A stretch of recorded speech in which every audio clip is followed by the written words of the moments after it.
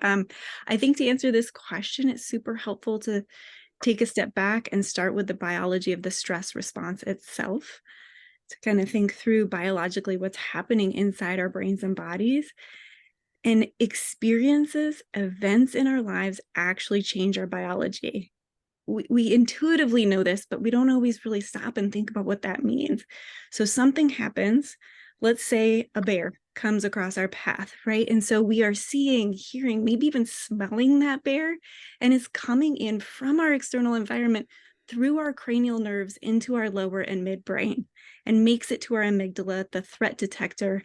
And that threat detector amygdala is then sending out all these cascading hormones and proteins that are going to lead to behavioral responses, both internally and externally. And it's going to manifest as that fight, flight, freeze, affiliate type behaviors. So what does that look like inside?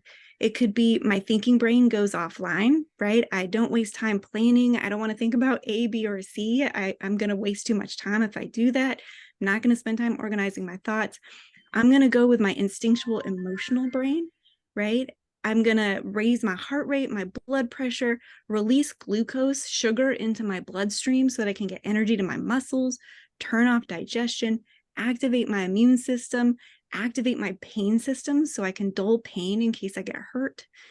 If the situation feels hopeless or I feel like I can't escape, instinctually, without my cognitive brain even thinking about it, my system might revert to that freeze survival mode, shutting down, maybe even fainting. And the affiliate response and oxytocin, I might turn around and see who else is with me. Can somebody else help me? Can we do this together? And each of these are the behavioral responses, and all these hormones and proteins are fantastic, great life-saving strategies. And to what Dr. Elbers-Drina said, what if they're happening over and over and over again, especially in kids when their brains are developing and neurologically laying down different neural pathways, right? So what does that start to look like if it's happening over the long term? So if my thinking brain is going off over and over again, offline over and over again, that could lead to trouble with planning and organizing and executive functioning skills.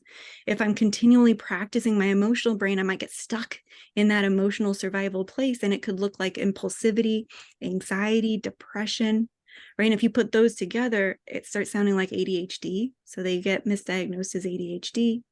Heart rate and blood pressure constantly elevated could lead to risk for high blood pressure and heart disease later.